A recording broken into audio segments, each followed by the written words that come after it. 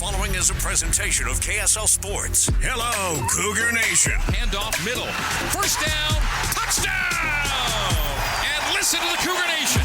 Every Monday night, we break down the Cougars' last game and look ahead to next week. Cougar Nation, brought to you by Central Bank. Here's BYU insider Mitch Harper and Matt Baiamonte on Utah's legacy home of the Cougars, KSL News Radio. Good evening, Cougar Nation. Mitch Harper, Matt Baiamonte with you here in downtown Salt Lake City. Refreshed after a bye week. We're back in action. Cougar football's back in action, and they are riding high. Number 14 in the AP Top 25 poll. One of only 12 teams in college football that's undefeated heading into Week 7 action. Matt, who would have thought? BYU football undefeated Week 7. Only a dozen teams, and they're one of them. Not me. And they had a great week for a bye. Obviously, they needed to figure out some things. The center position, extra reps for whoever will be the starting center, and just getting the nicks and bruises out of the way. But also, it was a crazy week in college football. So you avoided a landmine week where so many ranked teams went down. So, look, BYU is in a unbelievable spot heading into this week against Arizona. BYU fans, we want to hear from you. It's Cougar Nation. That's why we'll open this thing up to you. So call in 801-575-8255. You can be part of the question of the day. Do you get nervous or excited when BYU football begins receiving all this national attention as they're getting right now? Or you can weigh in on something else with this BYU football team because the times are good right now for the Cougs. And let's get into our takeaways after the first 5 games. Cougar Nation takeaways. Mitch and Matt analyze BYU's last week of play and what it means for the next week. Again, that number is 801-575-8255. You can get on board with us.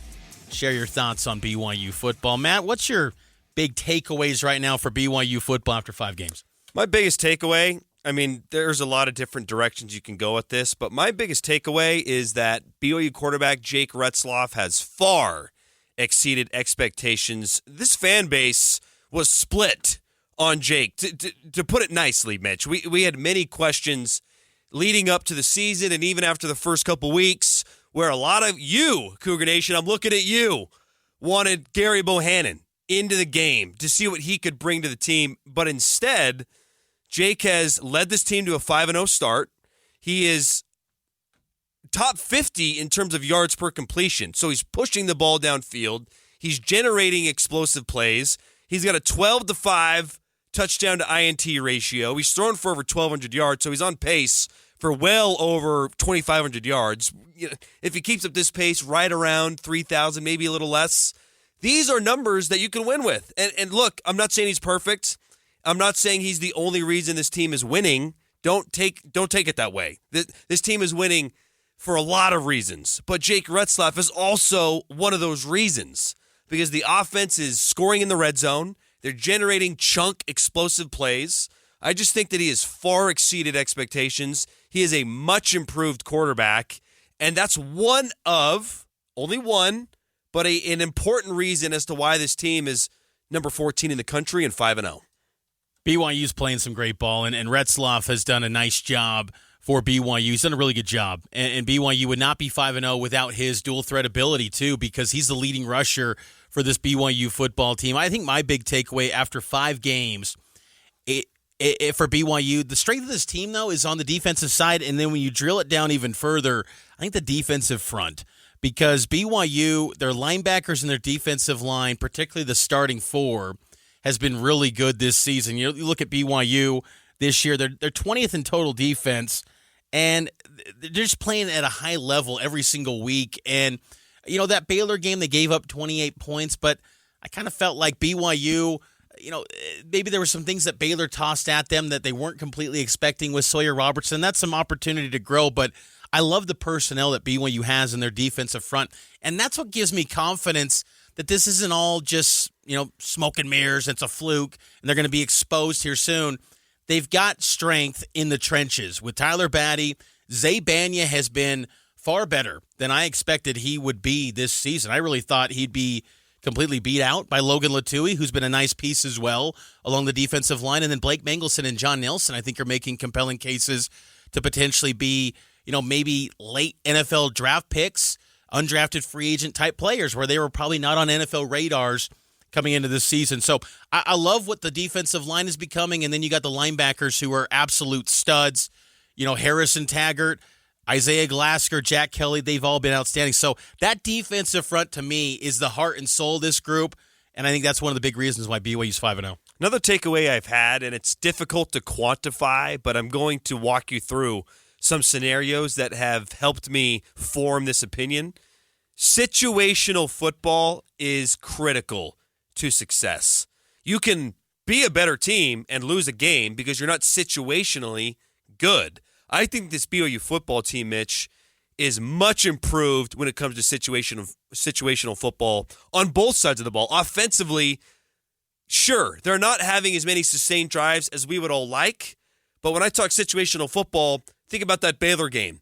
You get a pick in the red zone, you got to capitalize and get 7 points. Bingo, they do that. And they did that against Kansas State several times. You get a turnover, cash that in for points. They've done so. On the defensive side of the ball, against SMU, hey, they're getting yards on us, they're moving the field. Situationally, when the field shrinks and it's a red zone situation, can you hold them to field goals and can you force turnovers? Check, they did that. That SMU win, by the way, is looking much nicer today than it did back then. And then also against Baylor, at the end of the game, the offense is struggling, injuries are piling up. We have got to make plays. They kept making plays late against Baylor to hold on to the win.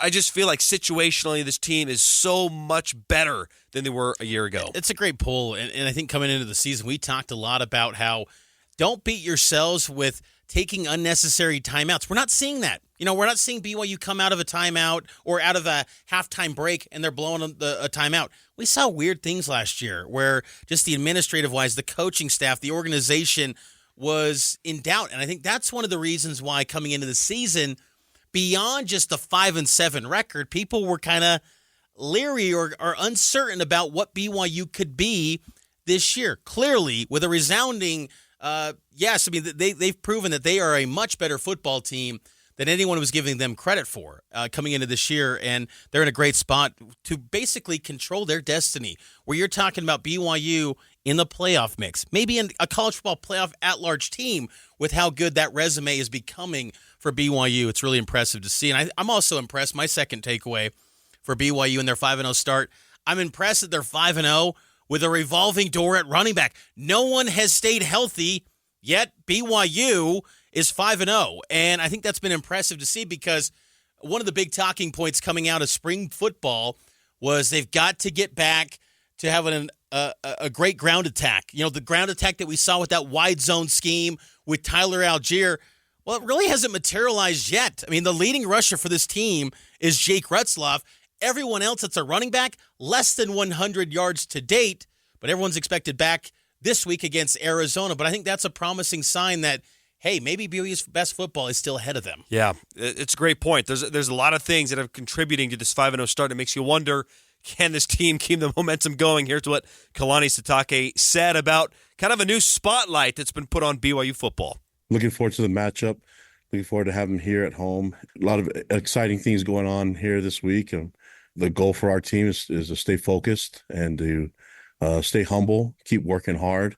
I know there's a lot of people talking about us, but I think the key for our team is just keep working, put your nose down to the ground and go to work and find ways to get better.